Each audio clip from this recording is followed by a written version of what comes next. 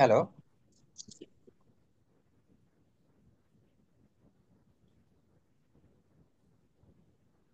Voice sir. आ रही है आप लोगों को मेरी राइट क्लियर? सर, हाँ जी।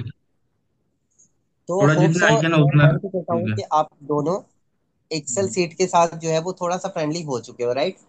Right sir. तो आज थोड़ा सा हम लोग इसको बढ़ाते हैं, एक कॉन्सेप्ट को। और आज सबसे पहले हम लोग देखते हैं सेल रेफरेंस, ठीक है? ठीक है सर। उसके बाद फिर हम लोग थोड़ा सा फार्मूला स्टार्ट करेंगे, और साथ में फिर वो हमारा चलता रहेगा। यहाँ जहाँ फार्मूला पे ब्रेक करना होगा वहाँ हम फार्मूला पे ब्रेक करेंगे।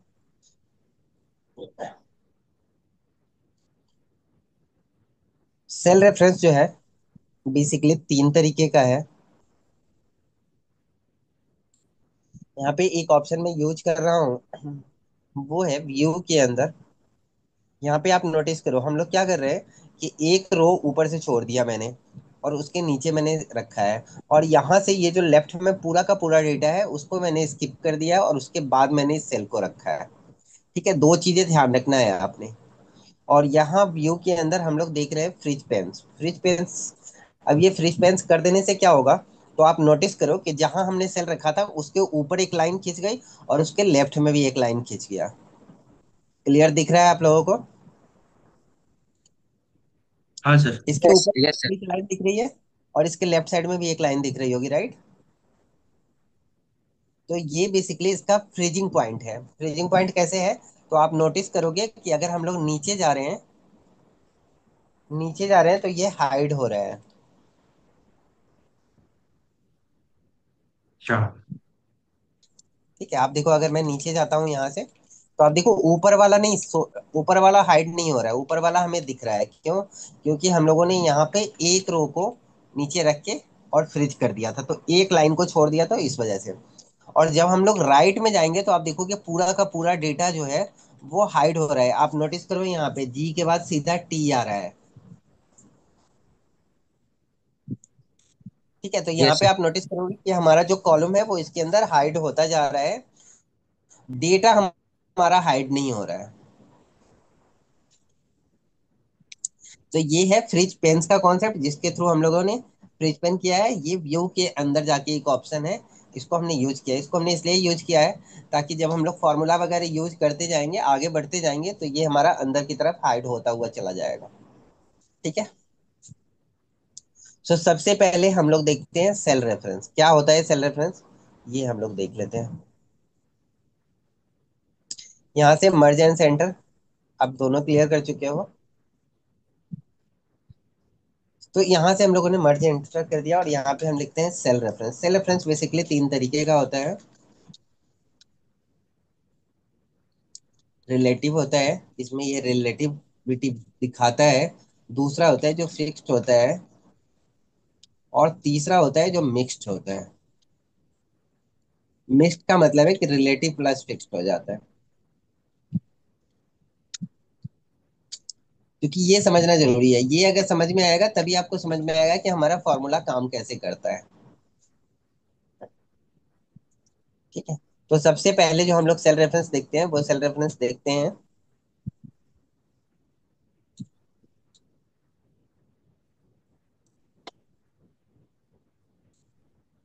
रिलेटिव सेल रेफरेंस देख लेते हैं। रिलेटिव में क्या होता है,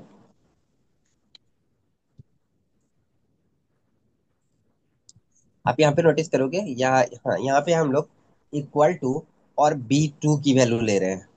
ठीक है। ये पता होगा आपको कि किसी सेल का रेफरेंस हम लोग देते हैं तो उस सेल की वैल्यू जो है वो यहाँ पे आ जाती है। क्लियर है? सर। लेकिन जब हम किसी फॉर्मूला को कॉपी करते हैं तो वो फॉर्मूला उसके अंदर क्या चेंज होता है ये अभी हमें समझना है। तो मैं इस 74 को कॉपी कर रहा हूँ, यहाँ पे पेस्ट कर रहा हूँ, आप देखोगे रिजल्ट चेंज हो गया। यहाँ पे पेस्ट कर रहा हूँ, आप देखोगे रिजल्ट चेंज हो गया। यहाँ पे पेस्ट कर रहा हूँ, आप देखोगे रिजल्ट चेंज हो गया। यहाँ पे पेस्ट कर रहा हूँ, आप देखोगे रिजल्ट चेंज हो गया। और यहाँ पे पेस्ट कर रहा हूँ, तो आप देखोगे रिजल्ट चेंज हो गया।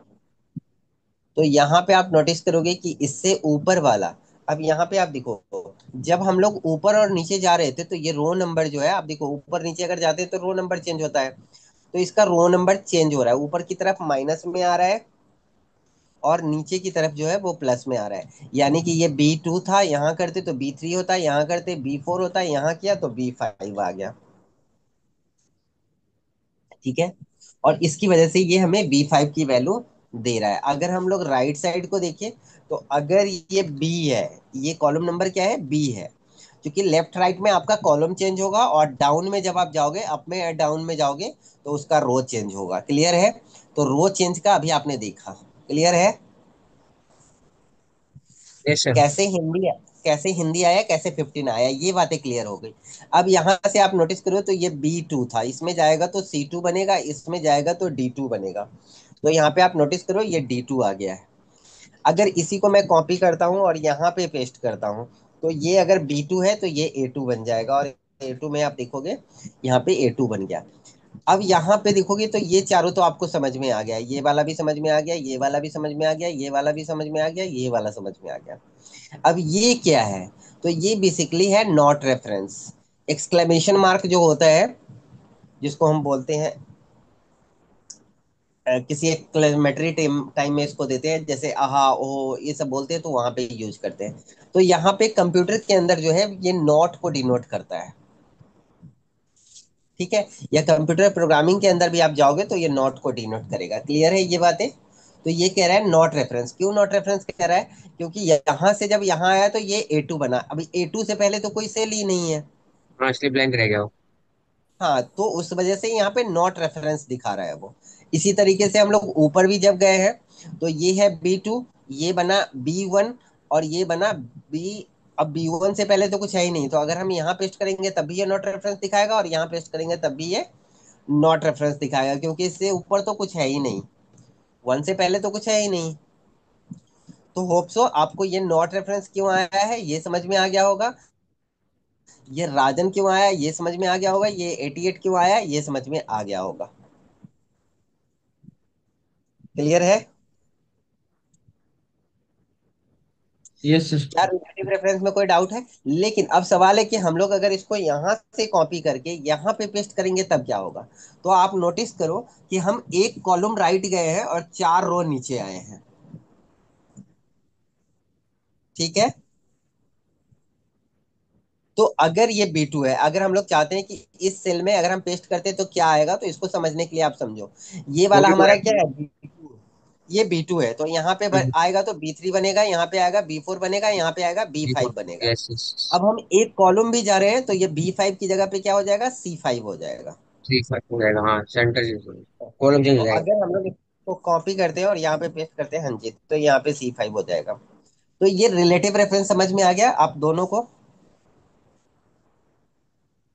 जी यस सर। मनोज, आपको समझ में आ गया ये? Yes sir, yes sir. ठीक है, वेरी गुड।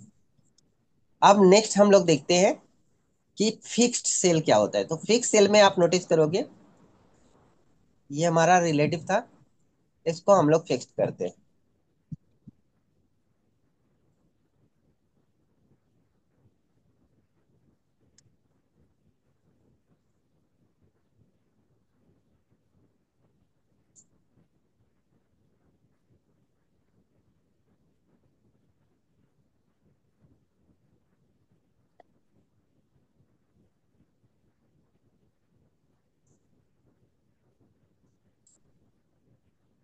इस बार भी हम लोग सेम वैल्यू ले रहे हैं, सेम प्लेस पे ले रहे हैं, B2 ले रहे हैं।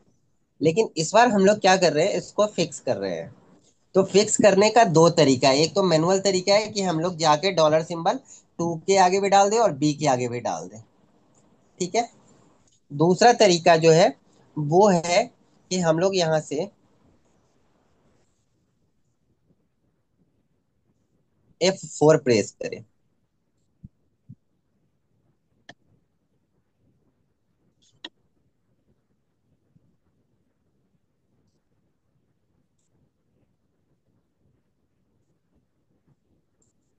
F4 प्रेस करें, तो F4 बेसिकली क्या करता है, सबसे पहले फिक्स्ड करेगा, फिर मिक्स्ड करेगा। जब आप दोबारा प्रेस करोगे तो मिक्स्ड करेगा, फिर से मिक्स्ड करेगा, और उसके बाद ये इसको रिलेटिव कर देगा। ठीक है, अब यहाँ पे मिक्स अलग अलग क्या करेगा, तो यहाँ पे रो फिक्स कर देगा और यहाँ पे कॉलम फिक्स कर देगा।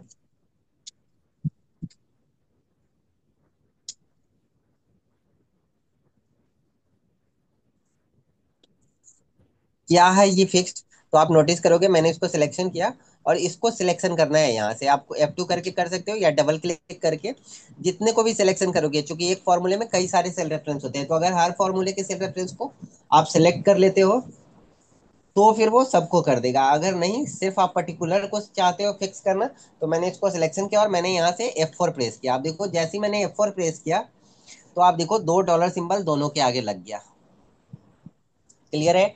अब मैं फिर से F4 प्रेस करता हूं तो आप देखो रो के आगे लगा हुआ है लेकिन कॉलम के आगे से हट गया, तो इसको हमने लिख दिया था रो फिक्स्ड, मतलब रो को पहले फिक्स करेगा। फिर से मैंने F4 प्रेस किया तो आप देखो रो के आगे से हट गया, कॉलम के आगे लग गया, और फिर से मैंने F4 प्रेस कर दिया तो ये पूरी तरह से हट गया। फिर से आप अगेन प्रेस कर दोगे तो फिर से ये पूरी तरह से फिक्स कर देगा, यानी दो डॉलर सिंबल लग जाएंगे इसमें। अब दो डॉलर सिंबल लगने का क्या मतलब है, तो यहाँ पे आप नोटिस करो, मैं इसको यहाँ पेस्ट करूँ या मैं इसको यहाँ पेस्ट करूँ या मैं इसको यहाँ पे पेस्ट वैल्यू करूँ, सेम आएगी। हाँ सेम होगा, ये चेंज नहीं होगा। बट ये रेफरेंस ले रखा है, ऐसा नहीं कि हाँ हम वहाँ रेफरेंस में कोई चेंज करेंगे तो यहाँ पे चेंज नहीं होगा, तो यहाँ पे चेंज होगा। अगर हम लोग इसको 75 करते हैं तो वहां पे भी 75 होगा। बट क्या होगा कि इसकी तरह जैसे ये रिलेट कर रहा था वैसे ये रिलेट नहीं कर रहा है। ठीक है, अब हम लोग देखते हैं मिक्स सेल रेफरेंस की मिक्स सेल रेफरेंस क्या होता है।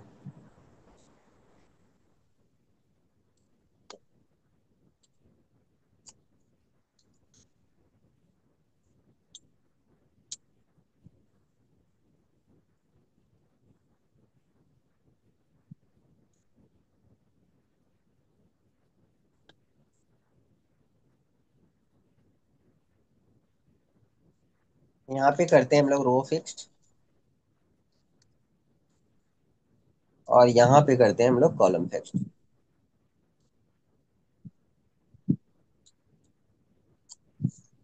है ये बहुत छोटी चीज, लेकिन ये बहुत इंपॉर्टेंट है, इसलिए इसको समझना बहुत जरूरी है, इसी के अकॉर्डिंग हमारा पूरा का पूरा कॉन्सेप्ट काम करेगा।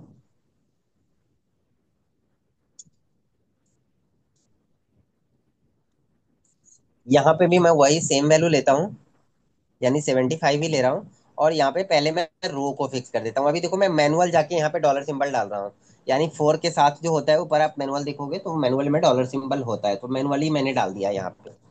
ठीक है, तो आप नोटिस करोगे मैंने किसको फिक्स किया है, तो मैंने रो को फिक्स किया है।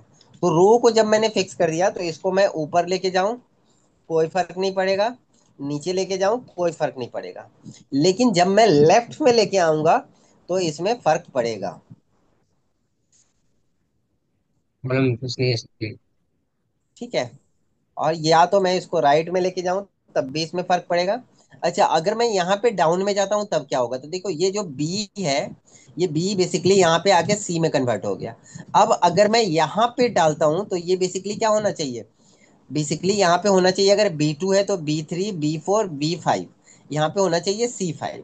लेकिन ये C5 नहीं होगा, क्यों नहीं होगा, क्योंकि 5 चेंज नहीं हो सकता, हमने रो को क्या कर रखा है, फिक्स कर फिक्स कर रखा रखा है। है, फिक्स कर रखा है। तो इसलिए ये क्या होगा, C2 ही आएगा।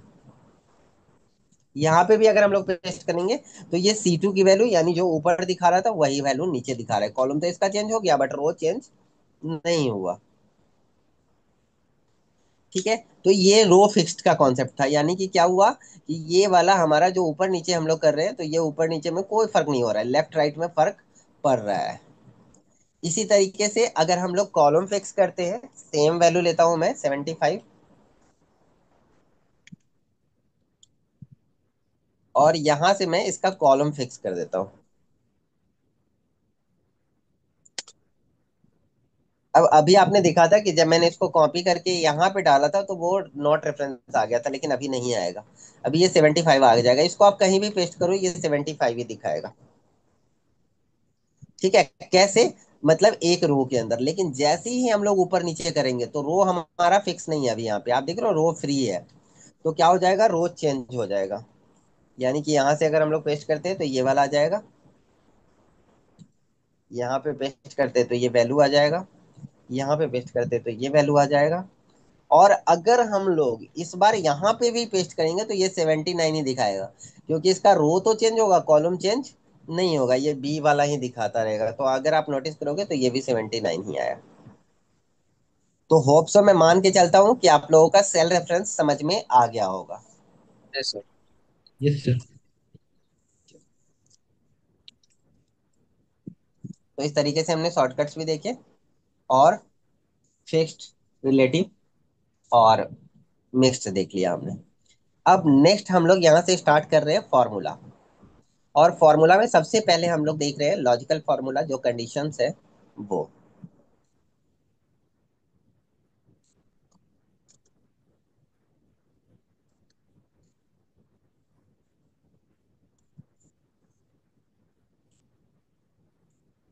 सबसे ज्यादा इंपॉर्टेंट जो होता है फॉर्मूला में, वो तीन चीजें आपको हमेशा ध्यान में रखनी होती है।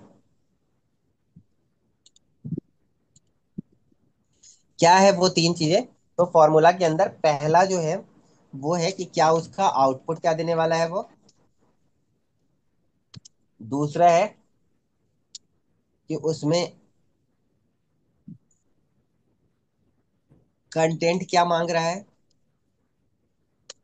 क्योंकि हो सकता है कुछ ऐसा कंटेंट मांग रहा है जो आपके पास है ही नहीं, तो वो फॉर्मूला आप यूज नहीं कर सकते हैं, क्योंकि जो कंटेंट की रिक्वायरमेंट है वो आपको देना ही होगा।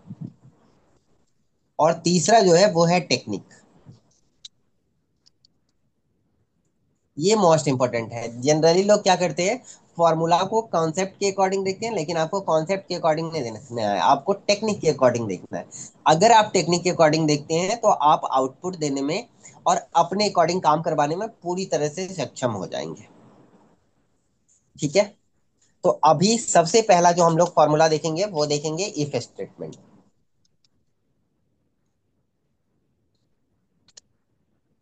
इफ स्टेटमेंट, यदि, यदि आप नोटिस करते होंगे कि जहां पे दो शर्तें होती है वहां पे लगता है कि अगर आप करते हो ऐसा तो ऐसा होगा, नहीं करते हो तो ऐसा नहीं होगा। जैसे मैं अगर बात करूं कि अगर आप क्वालिफाई करते हो तो आपका सिलेक्शन हो जाएगा, क्वालिफाई नहीं करोगे सिलेक्शन नहीं होगा। सिंपल सिंपल सी बात है। क्लियर है? इसमें कोई डाउट है? तो नॉर्मली अगर हम लोग इफ देते हैं तो इसमें तीन चीजों की जरूरत होती है। एक तो आपका कंडीशन क्या है, राइट। दूसरा होता है कि जब आप कंडीशन को एक्सेप्ट करोगे तब क्या रिजल्ट चाहिए।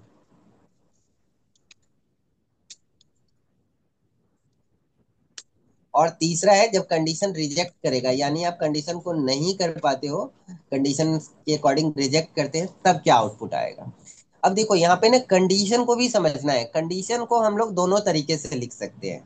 मैं आपको ये भी कह सकता हूँ कि अगर आप क्वालिफाई करोगे तो आपकी ज्वाइनिंग हो जाएगी, और अगर आप क्वालिफाई नहीं करोगे तो ज्वाइनिंग नहीं होगी। इसी चीज को मैं दूसरे तरीके से भी कह सकता हूँ। क्या कह सकता हूँ कि अगर आप क्वालिफाई नहीं करोगे तो आपकी ज्वाइनिंग नहीं होगी, और अगर आप क्वालिफाई करते हो तो आपकी ज्वाइनिंग होगी। ठीक है। ये बातें समझ में आ रही है कि एक ही चीज को हम दोनों तरीके से बोल सकते हैं। जैसे मैं किसी बच्चे को बोल रहा हूँ कि अगर तुम स्कूल जाओगे तो तुम्हें टॉफी मिलेंगी। दूसरा मैं उसी बच्चे को कह रहा हूँ कि अगर तुम स्कूल नहीं जाओगे तो तुम्हें टॉफी नहीं मिलेगी। दोनों स्टेटमेंट सेम है, लेकिन दोनों स्टेटमेंट का कॉन्सेप्ट अलग है, राइट। रिजल्ट दोनों में सेम, आउटपुट दोनों में सेम आना है। आउटपुट दोनों में सेम आना है, लेकिन रिजल्ट क्या हो जाएगा, रिजल्ट सेम आएगा लेकिन स्टेटमेंट अलग अलग हो गया, राइट। लेकिन यस सर। स्टेटमेंट का मतलब एक ही है, राइट। क्लियर है?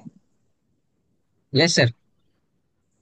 एक पर्सन थे, उन्होंने कहा था कि अगर हाफ ग्लास वाटर है तो जो पॉजिटिव थिंकिंग वाले लोग हैं वो कहेंगे आधी भरी हुई ग्लास है, और जो निगेटिव थिंकिंग वाले लोग होंगे वो कहेंगे आधी खाली ग्लास है। पहली खाली क्लास है। है। Yes yes. बातें दोनों सेम है, लेकिन यस यहाँ पे यस। थिंकिंग कनेक्ट हो रहा है। थिंकिंग थिंकिंग चीजें अलग कर। अलग जनरल थिंकिंग हम हो लोग जाती है। कोशिश करते हाँ, जनरल हम लोग कोशिश करते हैं कि पॉजिटिव थिंकिंग लेके चले। पॉजिटिव चले लेकिन मैक्सिमम नेगेटिव चलता है। हाँ, ज्यादातर होता है कि आप निगेटिव ही चलते हैं। ठीक है, बट एक्सेल में ऐसा नहीं होता। एक्सेल में हम लोग ज्यादातर पॉजिटिव ही चलते हैं। ठीक है। तो अब यहाँ पे हम लोग सबसे पहले जो देख रहे हैं वो देख रहे हैं इफ स्टेटमेंट। और इफ स्टेटमेंट के थ्रू हम लोग इसको देखना चाह रहे हैं, चेक करना चाह रहे हैं कि क्या बच्चा पास है पर्टिकुलर सब्जेक्ट में या फेल है। ठीक है। तो सबसे पहले हम लोग देखते हैं राजन के हिंदी का। अब अगर हम राजन के हिंदी का देख रहे हैं तो सबसे पहले हम लोग क्या करेंगे, कंडीशन बनाएंगे। क्या कंडीशन बनाएंगे? तो दो कंडीशन हो सकते हैं। क्या कंडीशन हो सकते हैं? तो हम लिख सकते हैं marks greater than 33, greater than equal to 33। ठीक है,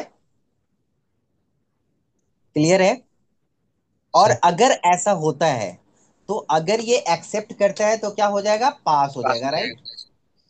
और अगर ये एक्सेप्ट नहीं करता है तो क्या हो जाएगा, फेल हो रिजेक्ट हो जाएगा। जाएगा, फेल हो जाएगा। ठीक है, वेरी गुड। अब हम लोग क्या ऐसा कर सकते हैं,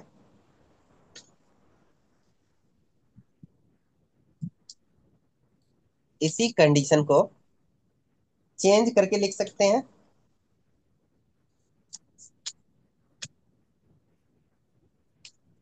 इसी कंडीशन को चेंज करके मैं इस कंडीशन को चेंज कर रहा हूं।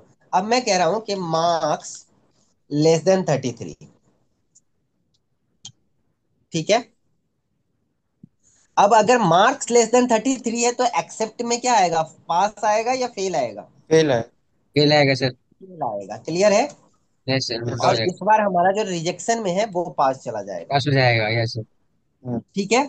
अब दोनों ही फंक्शन हम लोग अप्लाई कर सकते हैं और दोनों का मतलब सेम है। सेम है।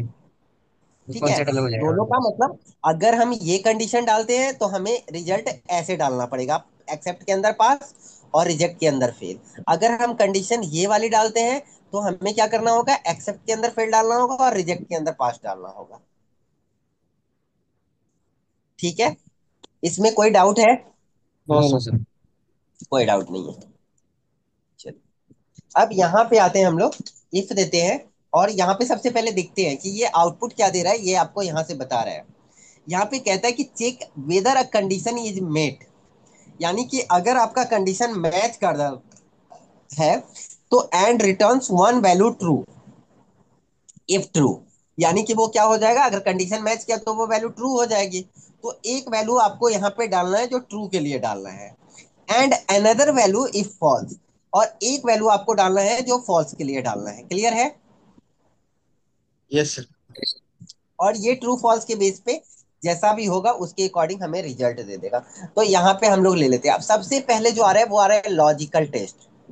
ठीक है, इस कंडीशन को ही हम लोग लॉजिकल टेस्ट कहते हैं।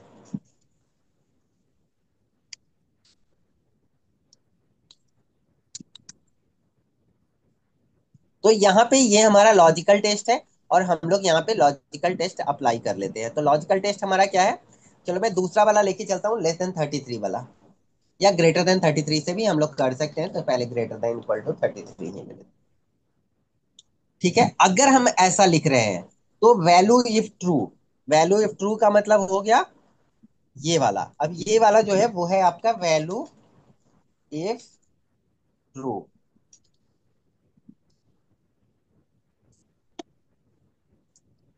आप वैल्यू इफ ट्रू कहो या कंडीशन एक्सेप्टेंस बोलो, एक ही बात है। और इसको हम कह सकते हैं वैल्यू इफ फॉल्स। यानी कि अगर फॉल्स आएगा तो हमें क्या रिजल्ट चाहिए, और हमारा कंडीशन ट्रू आएगा तो क्या रिजल्ट चाहिए। तीनों कंटेंट है, तीनों कंटेंट क्लियर हो गया होगा। यही तीन कंटेंट यहाँ पे भी मांग रहा है ये। अब देखो, यस पहला हमने लॉजिक दिया, दूसरा हमने कहा कि वैल्यू इफ ट्रू यानी ग्रेटर देन इक्वल टू 33, अगर इसको एक्सेप्ट करता है तो वो बंदा पास हो जाएगा। अब यहाँ पे आप नोटिस करो तो मैंने एक चेंज कर दिया। क्या चेंज कर दिया? तो मैंने यहाँ पे पास के दोनों साइड में कोटेशन मार्क लगा दिए, डबल कोटेशन मार्क लगा दिए। ये आपको शिफ्ट के साथ यूज करना है, सिंगल सिंगल दोगे तो काम नहीं करेगा। तो आपने सिंगल सिंगल दो बार यूज नहीं करना है, आपको सिंगल यूज करना है, वो भी शिफ्ट के साथ यूज करना है। ठीक है। अब ये क्यों लगाया है, क्योंकि ये टेक्स्ट है और अगर आप चाहते हो कि आपका स्टेटमेंट एज इट इज आ जाए तो आपको टेक्स्ट के लिए ये लगाना होता है। अगर नंबर होता तो मैं नहीं लगाता यहाँ पे, बट अगर आप टेक्स्ट यूज कर रहे हो तो टेक्स्ट के लिए आपको लगाना है, स्टेटमेंट अगर आप यूज कर रहे हो तो स्टेटमेंट के लिए आपको ये लगाना ही लगाना है। ठीक है, नोटिस करो नीचे से दिखा भी रहा है, जैसे जैसे हम लोग कॉमा दे रहे हैं वैसे वैसे वो वैल्यू चेंज हो रही है। अब वो चली गई वैल्यू इफ फॉल्स पे, और वैल्यू इफ फॉल्स में हमने देना है फेल। क्या ये फंक्शन समझ में आया आप लोगों को? जैसे कॉन्सेप्ट समझ में आया भाई, आप फॉर्मूला कैसे यस बना सर। रहे हो मीन्स खाली क्या कैसे बना रहे हैं? Formula formula like if we to. देखो, जो हमारी रिक्वायरमेंट थी ना वो ये थी कि हर बच्चे को सिर्फ पास फेल दिखाना है। यस यस यहाँ पे यस हमें नंबर्स नहीं चाहिए थे। तो यस यस। पास फेल हम कैसे दिखाएंगे, उसके लिए एक क्राइटेरिया तय करेंगे, एक क्राइटेरिया। कंडीशन तय करेंगे। तो वो कंडीशन मैंने तय करा, जो जनरल कंडीशन होते हैं, जो हम लोग जनरल यूज करते हैं कि 33 है या 33 से ऊपर है, पास। तो उसको पास ले लेंगे, बाकी को फेल ले लेंगे। ठीक है ठीक है ठीक है ठीक है। लॉजिक की जगह पे हमने उसको डाल दिया, वैल्यू इफ ट्रू की जगह पे उसको डाल दिया, वैल्यू इफ फॉल्स की जगह पे उसको डाल दिया। ठीक है। और यहां से अब ये B2 जो है, यहाँ पे जो B2 है ऑटोमेटिकली क्या होगा, नीचे जाएगा तो B3 बन जाएगा, हाँ चलो इसके चलो नीचे बोलो। जाएगा तो B4 बन जाएगा, और इसकी वजह से ये हमें पूरा का पूरा आंसर आ दे जाएगा। पा रहा है। जो फेल है वो फेल, पास पास। हाँ, जो फेल है वो फेल, जो पास है वो पास, उसका एक चार्ट हमें मिल गया। ये हमारी रिक्वायरमेंट थी, बेसिक रिक्वायरमेंट। ठीक है, इसी हम्म। को अगर हम लोग दूसरे तरीके से भी देखें,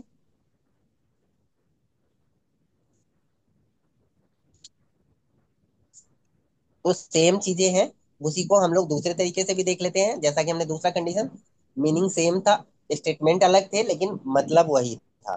तो यहाँ पे हम लोग ये भी लिख सकते हैं कि equal to if B2 less than 33। अब यहाँ पे देखो, लेस देन इक्वल टू नहीं लिखेंगे, क्योंकि greater yes than yes. Equal to लिखा था हमने, तो ग्रेटर देन इक्वल टू के अंदर 33 भी लेना था। अब यहाँ पे हम लोग क्या कर रहे हैं, 33 को स्किप कर रहे हैं, सिर्फ 33 से नीचे वाला कॉन्सेप्ट यूज कर रहे हैं। तो इसलिए मैंने लेस देन 33 लिया है। अगर ये लेस देन 33 है, तो हमें क्या करना है, वैल्यू ऑफ ट्रू में क्या आ जाएगा इस फॉल्स। बार, फॉल्स हो जाएगा। फेल हो जाएगा। हाँ, फॉल्स हो जाएगा, फेल हो जाएगा। और इस वाले में पास हो जाएगा। हमने इस बार कंडीशन उल्टा डाल दिया, बट रिजल्ट यस हमारा यस। सेम आएगा। सेम आ जाएगा। इसके लिए आपको यूज करना है control D for down paste, control R for right paste.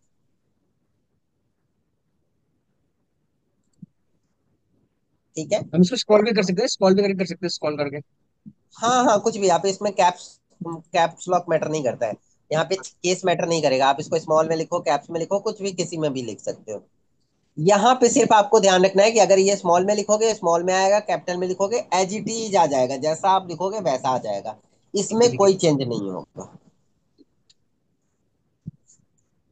तो यहाँ आपको थोड़ा सा ध्यान रखना है कि इसमें कोई चेंज नहीं होगा। ठीक है। अब जनरली हमें क्या लग रहा है कि हम लोग जो लॉजिक दे रहे हैं, इस लॉजिक के बेस पे हमारा आउटपुट आ रहा है, राइट? यही लग रहा है हमें। Yes sir. बट ऐसा नहीं है। अब ना इसने कहीं फंक्शन के अंदर में मेंशन किया है कि हाँ ये लॉजिक के बेस पे काम नहीं करता है, ना इसने कहीं मैसेज किया है, तो हमें यहाँ पे थोड़ी सी प्रॉब्लम होती है। क्योंकि आप नोटिस करो, अगर इफ फंक्शन का देखोगे भी तो ये कहता है checks whether a condition is met and returns value one if true और वन इफ फॉल्स। बट इसका एक अंडर का टेक्निक क्या है, कि आपको ऐसा लग रहा है कि इस लॉजिक के बेस पे काम कर रहा है ये, लेकिन ये लॉजिक के बेस पे काम नहीं कर रहा है।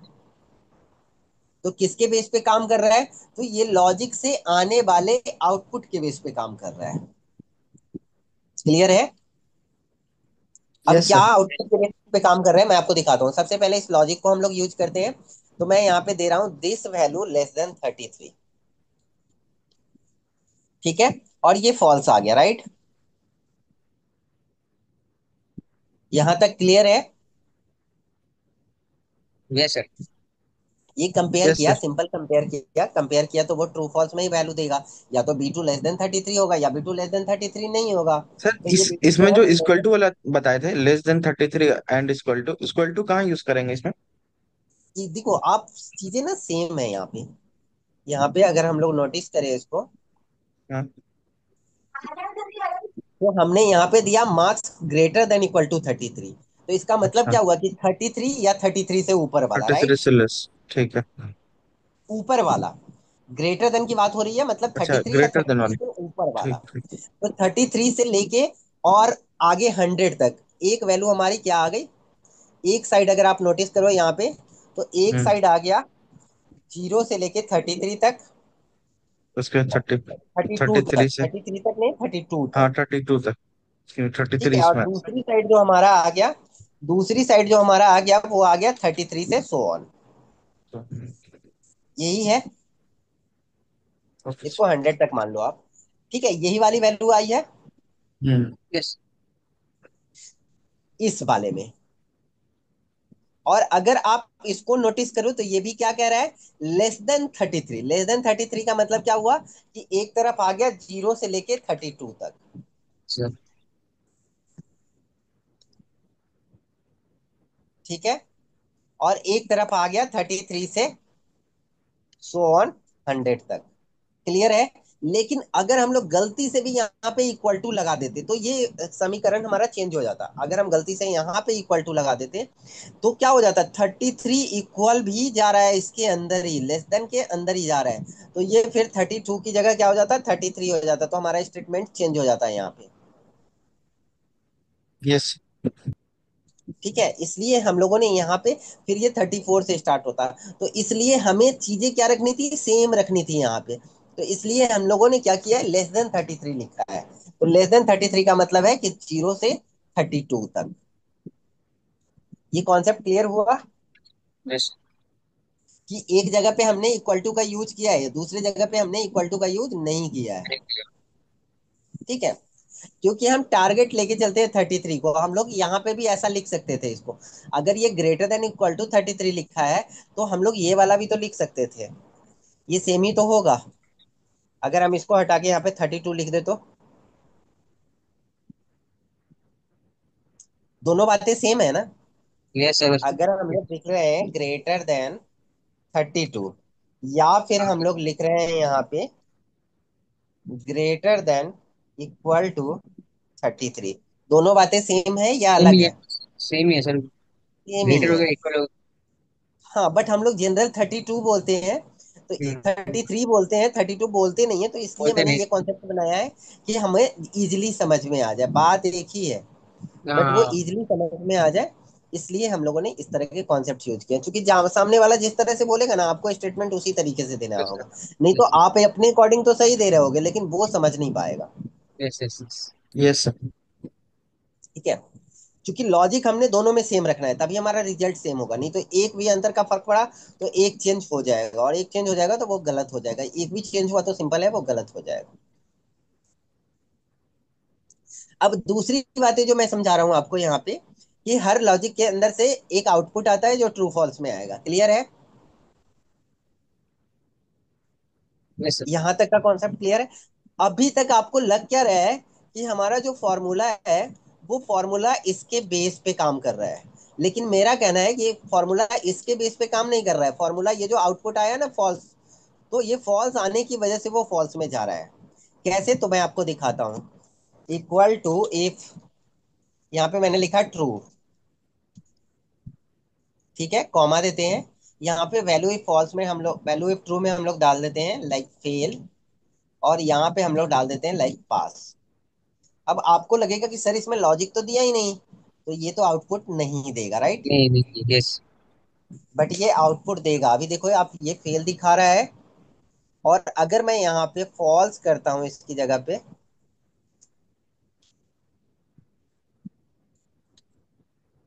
तो आप देखोगे ये पास दिखा रहा है।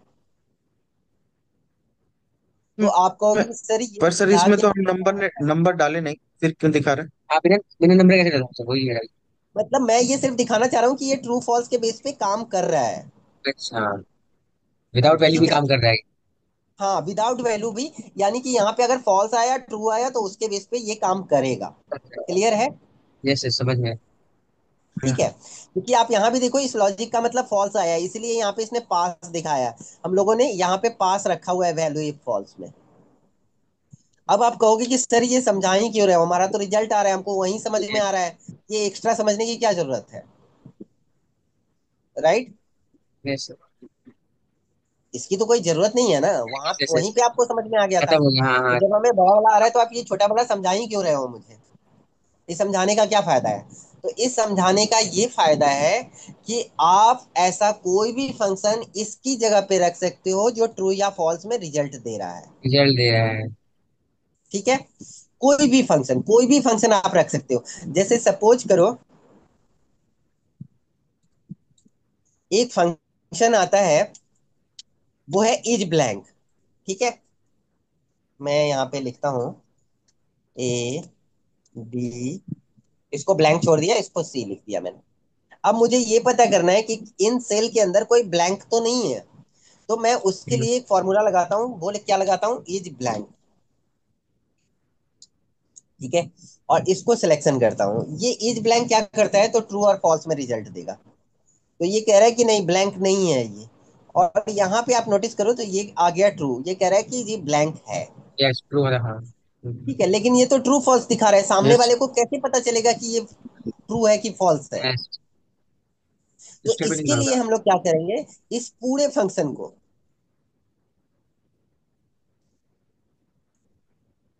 इस पूरे फंक्शन को मैंने कॉपी किया, यहाँ पे गए, मैंने लिखा इक्वल टू इफ, और इसके लॉजिक के अंदर डाल दिया। क्योंकि लॉजिक के अंदर वो आप सारी चीजें डाल सकते हो जिसके अंदर ट्रू और फॉल्स का कॉन्सेप्ट आ रहा है। अब ये कह रहा है इज ब्लैंक, तो अगर ये ब्लैंक होगा तो क्या आ जाएगा, ट्रू आ रहा है। तो ट्रू आ रहा है तो हमें क्या लिखना पड़ेगा यहाँ पे, ब्लैंक। ब्लैंक। और यहाँ पे लिखना पड़ेगा नॉन ब्लैंक। सर अब ए ये फोर, स्टेटमेंट को भी ए समझ फोर में आ जो आ रहा है जाएगा। वो उससे आ रहा है। हाँ, क्या आ रहा है, ए फोर मतलब फॉर्मूले के आगे A four, is blank A four bracket में।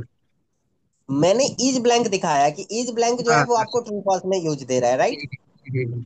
और मैंने अभी आपको बताया कि यहाँ पे आप कुछ भी यूज कर सकते हो जिसका सिर्फ दो रिजल्ट है, ट्रू और फॉल्स। True false. ठीक है, तो यहाँ पे मैं लॉजिक की जगह पे कोई फंक्शन भी डाल सकता हूँ, लेकिन वो फंक्शन क्या आंसर आना चाहिए, ट्रू और फॉल्स में ही आना चाहिए। अगर कुछ और आंसर आता है तो फिर वो यहाँ पे काम नहीं करेगा।